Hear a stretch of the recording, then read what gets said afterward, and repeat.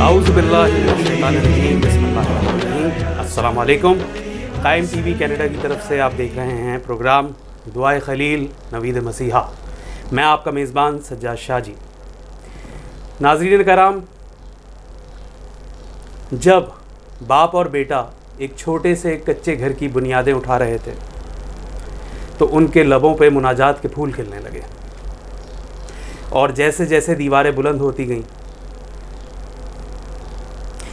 اور وہ ایک واضح صورت میں نمایاں ہوتا گیا جسے آج دنیا خدا کا گھر کہتی ہے، خدا کا گھر، ان کے ہاتھ اٹھے اور ان کے دلی جذبات حرف دعا میں تبدیل ہونے لگے۔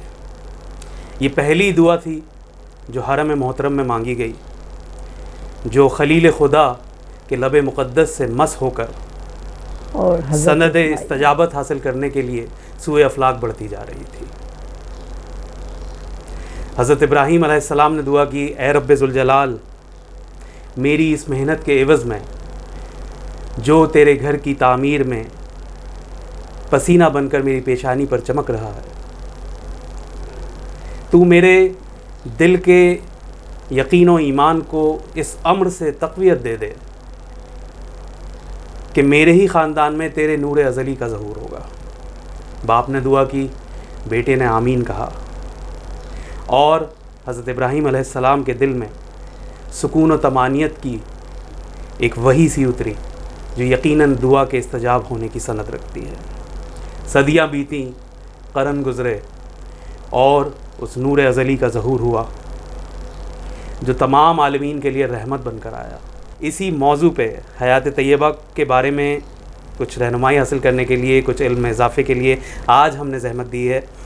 جناب، کسی تعارف کی محتاج نہیں ہیں آپ، پروفیسر قرار حسین صاحب کی صاحبزادی۔ پروفیسر قرار حسین اپنی ذات میں ایک بہت بڑا نام، ان کی صاحبزادی جناب پروفیسر ذاکرہ اہل بیت شائستہ زیدی صاحبہ۔ یہ میرے چینل کے لیے، خود میرے لیے بہت باعث افتخار ہے کہ آج میں ان سے گفتگو کر رہا ہوں۔ میں ان کے بالکل اس قابل نہیں ہوں کہ میں ان سے کوئی سوال کروں، میں صرف ایک طالب علم کی حیثیت سے ان کے پاس آج آیا ہوں، اور ہم ان سے مستفید ہوں گے حیات مصطفیٰ کے بارے میں۔ تو سب سے پہلے تو آپ کو السلام علیکم، کیسی ہیں آپ؟ بس مولا کا کرم ہے، ماشاء اللہ ماشاء اللہ۔ تو یہی بتائیے گا ہمارے ناظرین کو، چونکہ اب بڑی تعداد ہے جو ہمارے بچوں کی اور نوعمر بچوں کی اور نوجوانوں کی ہے جو کہ اب ذرا ان تعلیمات سے تھوڑا سا دور ہوتی جا رہی ہے، وہ دنیاوی تعلیمات کی طرف زیادہ لگ گئے ہیں، تو ان کے لیے ذرا سا دہرائیے کہ وہ مکے کے کن حالات میں رسول اکرم کی ولادت ہوئی اور کن حالات میں آپ کی پرورش ہوئی اور آپ پروان چڑھے۔ یہ یعنی حیرت کی بات ہے کہ اگر ہم دیکھیں کہ دنیا میں کس معاشروں میں کیا ہو رہا ہے تو شاید بدترین معاشرہ ہمیں عرب کا نظر آئے گا اس زمانے میں۔ یعنی قتل و غارت گری اور انتشار، یعنی کسی اخلاقی جرم کی کمی نہیں تھی وہاں پر، اور ایک یہ بھی بات ہے کہ وہاں پہ کوئی منظم حکومت نہیں تھی، کوئی پوچھنے والا ہی نہیں تھا۔ ابن خلدون نے بڑے مزے کی بات لکھی، ان کی روزی ان کی تلوار کی انی میں تھی، یعنی جس کے پاس بھی جو دیکھا وہ لوٹ لیا، یعنی کوئی ضابطہ ہی نہیں تھا۔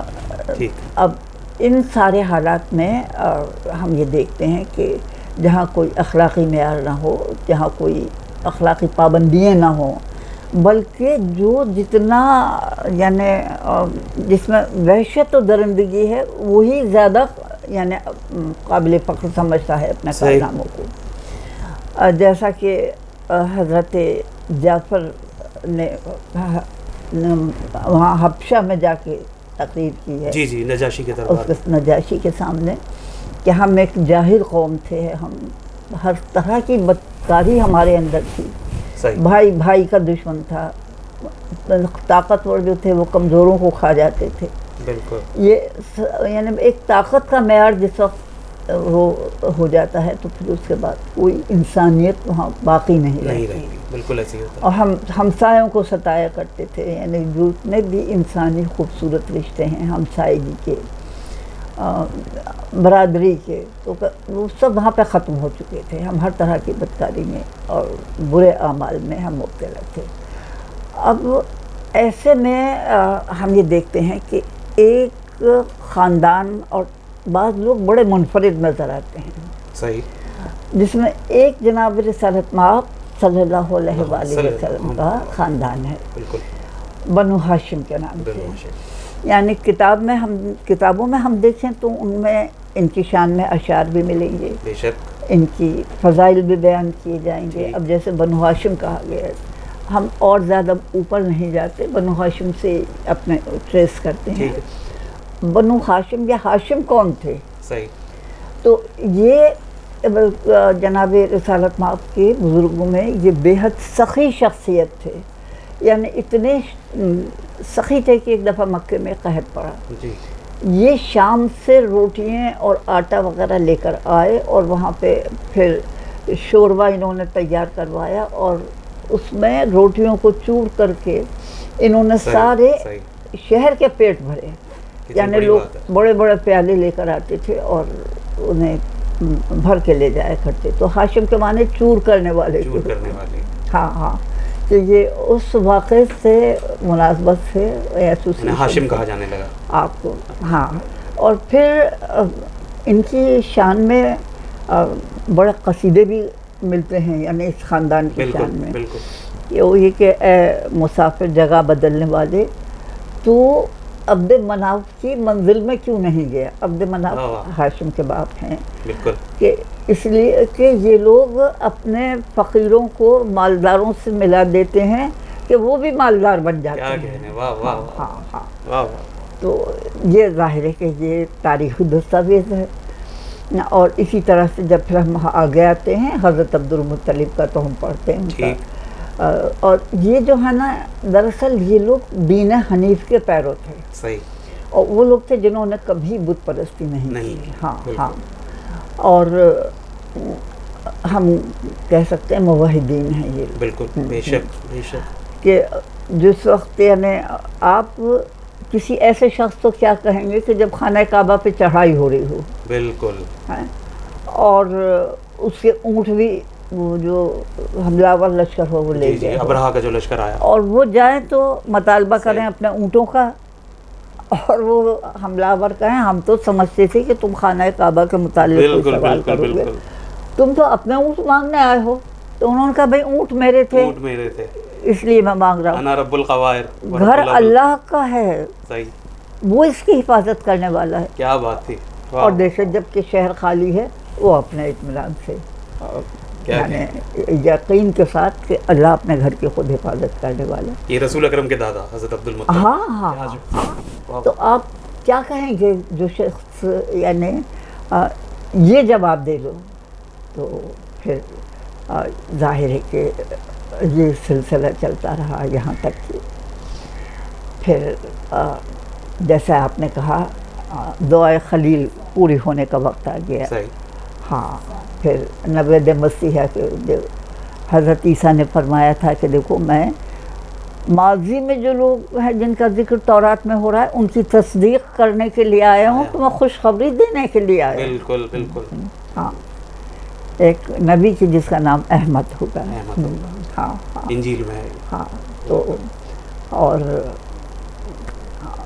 پھر اس کے بعد ظاہر تاریخ آگے بڑھتی ہے. یہ ابرہہ کا جو ہاتھیوں والا لشکر ہے، یہ ایک عام الفیل اسی سال میں رسول اکرم کی ولادت ہوتی ہے. جی، عام الفیل جو ہاتھیوں والا واقعہ ہے اسی سال رسول اکرم کی ولادت ہوتی ہے. اس کے چند دن بعد، چند دن ان کے. ہاں ہاں. اور پھر جیسا دادا نے کہا تھا نام رکھتے وقت کہ نام ظاہر ہے کہ ماں نے خواب میں احمد دیکھا تھا. صحیح.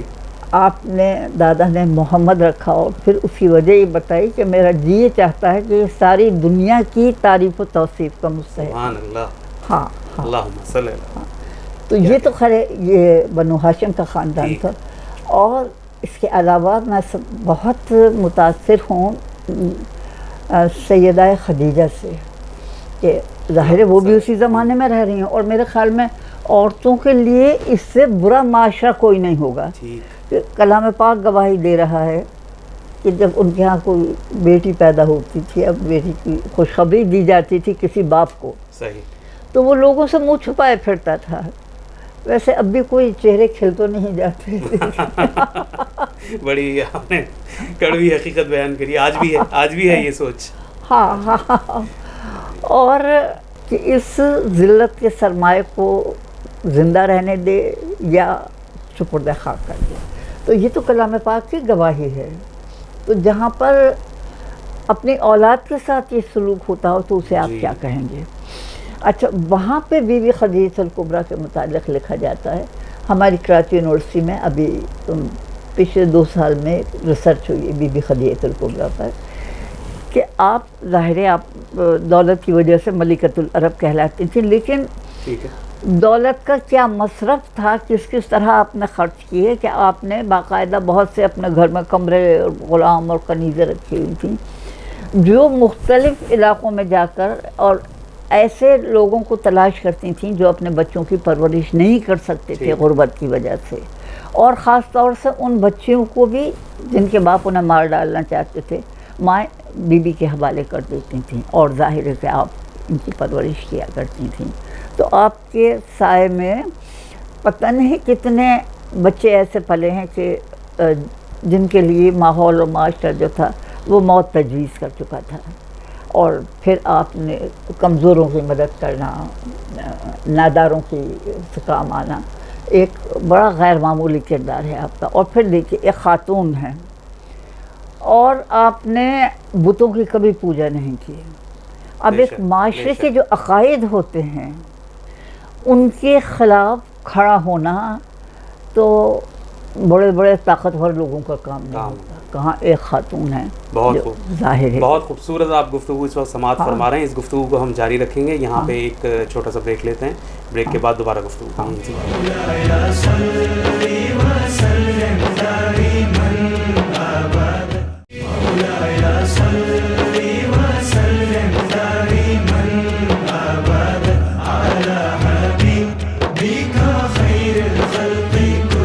السلام علیکم. بریک کے بعد دوبارہ حاضر خدمت ہیں. گفتگو کے سلسلے کو وہیں سے جوڑیں گے جہاں سے ہم نے روکا تھا. تو آپ ذکر کر رہی تھی کہ جناب خدیجہ نے کس قدر ناداروں کی، غریبوں کی اور جو ظلم رسیدہ لوگ تھے ان کی کس طرح داد رسی کی. تو یہ ذرا اس پہ روشنی ڈالیے کہ رسول اکرم صلی اللہ علیہ وآلہ وسلم تک آپ کی رسائی کیسے ہوئی، وہ کیا واقعہ ہوا؟ دیکھیے یعنی جناب خدیجہ الکبریٰ بھی اپنی فضائل کی وجہ سے، اخلاقی فضائل کی وجہ سے یعنی طاہرہ کہلاتی تھیں، بے شک ام المساکین کہلاتی تھیں. بالکل. اب یعنی یوں لگتا ہے جیسے کہ فطرت پرورش کر رہی تھی 2 شخصیات کو، ایک صادق اور امین ہے، واہ واہ واہ واہ، اور ایک طاہرہ ہے. واہ کیا کہنا. اور آپ کی اتنی بڑی تجارت تھی کہ سنتے ہیں سارا قریش کا سامان ایک طرف ہوتا تھا اور بی بی خدیجہ الکبریٰ کا ایک طرف ہوتا تھا. بالکل بالکل. ملکۃ العرب، ملکۃ العرب. ہاں اپنی دولت کی وجہ سے. تو جناب رسالت مآب صلی اللہ علیہ وآلہ وسلم کی ایمانداری کا شعبہ تھا، صادق اور امین. ٹھیک. یہ لقب کسی حکومت میں نہیں دیے تھے. صحیح، بالکل صحیح. یہ حکومتی القاب نہیں تھے. یہ بڑی اہم بات ہے. آپ سے چند باتیں سنیں. آپ کہہ دیے صادق اور امین. کسی کو اس طرح سے صادق اور امین میں کہتے ہوئے توہین رسالت ہے. یہ صحیح. ہاں ہاں، واہ واہ. ان القاب کا ایک مقام ہے. بے شک. ہاں ہاں. تو یعنی آپ کی امانت داری کی شہرت تھی تو آپ نے جناب ابو طالب کے ذریعے پھر یہ طے ہوا کہ آپ بحیثیت تجارتی نمائندے کے جناب خدیجہ الکبریٰ کے آپ ان کا سامان تجارت لے کر جائیں گے. بی بی کا غلام میسرہ بھی آپ کے ساتھ تھا. صحیح.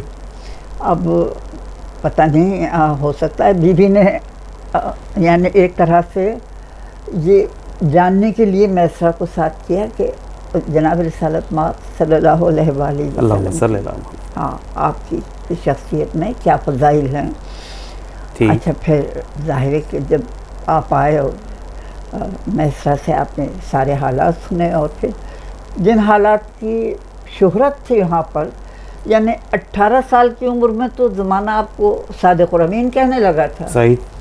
اور جو خانہ کعبہ کے وہ فیصلہ کرنے کا وہ واقعہ ہے جس پہ جو کمنٹ ہے لوگوں کا، تو وہ یہ کہ وہ آ گیا بہترین فیصلہ کرنے والا. وہ بالکل 20 سے 24 سال کی عمر کا یہ جملہ ملتا ہے ہمیں. تو یعنی شروع سے جس کی یہ ریپوٹیشن ہو. کیا بات. تو جناب خدیجہ الکبریٰ نے فیصلہ کیا کہ اگر آپ کسی کی شریک حیات ہو سکتے ہیں تو جناب رسالت مآب صلی اللہ علیہ وسلم سے بڑی کوئی شخصیت نہیں ہو سکتی. بے شک. ہاں ہاں. اچھا، اب جب آپ نے یہ طے کیا تو سب لوگوں کو بے حد حیرت تھی. آپ کے یہ کیا ہوا ہے، یہ عورت جو کسی کو نہیں قبول کرتی تھی، اس نے ایک غریب آدمی کو، کلام پاک میں بھی مفلس کہا گیا ہے نا، سورہ وضحیٰ کے جو ہے بالکل بالکل مفلس تھے اور ہم نے تمہیں غنی کر دیا. ہاں. تو اب چیمی گوئیاں شروع ہوئیں، لوگوں نے آپ سے بھی بحث کرنی شروع کی. آپ کی سہیلی ہیں نفیسہ، انہوں نے بھی کہا کہ یہ بتاؤ کہ اس میں کیا تمہیں بہتری نظر آئی. تو بیوی کا جو جواب تھا، بیوی نے کہا دیکھو یہ دولت اور مال یہ کیا ہے، یہ تو ڈھلتی پھرتی چھاؤں ہے، یہ تو کسی وقت بھی ختم ہو سکتا ہے، لیکن وہ شخص جس کی امانت اور دیانت کی زمانہ قسم کھاتا ہے، بے شک، میری ساری دولت کیا اس سے مقابل آ سکتی ہے. یعنی یہ دیکھیے، اس کو کہتے ہیں کہ جناب خدیجہ الکبریٰ نے کیا تجارت کی ہے. واہ واہ واہ واہ واہ واہ واہ واہ، کیا کہنے بھائی، واہ. کہ سارا، اچھا یہ بھی ایک بڑا لطیف نکتہ ہے کہ جو رشتہ ہے وہ جناب خدیجہ کی طرف سے آیا ہے. جناب خدیجہ کی طرف سے آیا، جی ہاں. رسالت مآب کی طرف سے نہیں ہے. ہاں ہاں. ورنہ دنیا تو بیٹھی رہتی ہے الزام لگانے کے لیے کہ، اور وہ نعوذ باللہ یہ کہتے کہ رسول اکرم نے دولت دیکھ کے رشتہ دے دیا. مالدار دیکھ کے منتخب کر دیا. تو آیا رشتہ وہاں سے ہے. کیا ظاہر قدرت کو اپنے نبی کی شان بے شک بے شک کہ ان کی طرف سے آیا. پھر آپ وجہ بھی بتا رہی ہیں آپ کہ کس وجہ سے آپ نے منتخب کیا ہے. تو دیکھیے نا، ہمارے ہاں اکثر بعض لوگ اسی فکر میں لگے رہتے ہیں کہ یہ ثابت کریں کہ نہیں بی بی خدیجہ کی عمر اتنی نہیں تھی، 40 سال نہیں تھی، کم تھی، اور 28 سال یہ تھی. دیکھیے یہ تو بیکار کی باتیں ہیں. جس بات کو بیوی نے جناب رسالت مآب میں دیکھا اور جو جناب رسالت مآب صلی اللہ علیہ وآلہ وسلم نے جن فضیلتوں کا حامل بیوی کو پایا، وہ بات تھی. بالکل، وہ معیار ہی اور وہ معیار ہی اور وہ غور کرنے والی باتیں ہیں. وہ معیاری اور ہے کہ آپ غار حرا کی تنہائیوں میں جس وقت غور و فکر کیا کرتے تھے تو اکثر بیوی آپ کے ساتھ ہوتی تھیں. سبحان اللہ. اب یہاں پر ہم یہ دیکھتے ہیں کہ ظاہر ہے کہ کوئی غور و فکر میں مصروف ہو تو وہ اس وقت یہ چاہتا ہے کہ اس کا ہم فکر اس کے ساتھ ہو. صحیح. یعنی کسی چھوٹے سے بچے کو آپ غالب کا شعر نہیں سنائیں گے. بالکل صحیح. بالکل صحیح. تو اب اس کا مطلب یہ ہے کہ دو شخصیتوں کا بیان کیا جاتا ہے، جناب امیر المومنین حضرت علی اور ایک بی بی خدیجہ سلام اللہ علیہا. یعنی یہ وہ ہیں کہ جیسے جناب امیر المومنین نے کہا، میں نبوت کی خوشبو سونگتا تھا، میں رسالت کا نور دیکھتا تھا. یہ یعنی وحی کے اعلان سے پہلے کی بات. ہاں ہاں. تو بی بی خدیجہ الکبریٰ ہیں اس معیار پہ، اور جناب امیر المومنین ہیں کہ جو غار حرا کی تنہائیوں میں اللہ کے رسول کے شریک ہیں. اور اسی لیے دیکھیں جب یعنی جبریل امین نازل ہوئے اور آپ کو دیا گیا پیغام، اس وقت بی بی گھر پہ تھیں. ٹھیک. جناب رسالت مآب آئے ہیں، اور ظاہر ایک نیا تجربہ جو ہے وہ انسان کو تھوڑا سا وہ حیران کرتا ہے کہ یہ کیا بات ہوئی. تو آپ نے جس وقت نزول وحی کی بات کی تو جناب خدیجہ الکبریٰ کو کوئی حیرت نہیں ہوئی. انہوں نے کہا ٹھیک ہے، آپ اشرف القوم ہیں، آپ لوگوں کی دستگیری کرتے ہیں، کمزوروں پہ رحم کھاتے ہیں، بھوکوں کا پیٹ بھرتے ہیں، خدا آپ کو کبھی اندوہگی نہیں کرے گا. یعنی آپ اس طرح بیان کر رہی ہیں جیسے آپ کو اسی وقت کا انتظار. کیا کہیں، واہ کیا معرفت ہے، کیا معرفت ہے. کہ ظاہر ہے آپ جس مرتبے پر ہیں، جو فضائل ہیں آپ میں، تو یعنی بیوی کو احساس ہے کہ یہ شخص ڈیزرو کرتا ہے اللہ کا نمائندہ. ہاں ہاں ہاں. تو ناظرین، آپ نے سنی یہاں پہ رسالت مآب کی ابتدائی زندگی، اور بہت خوبصورت گفتگو چل رہی ہے. اسی سلسلے کو ہم اگلے پروگرام میں بھی جاری رکھیں گے.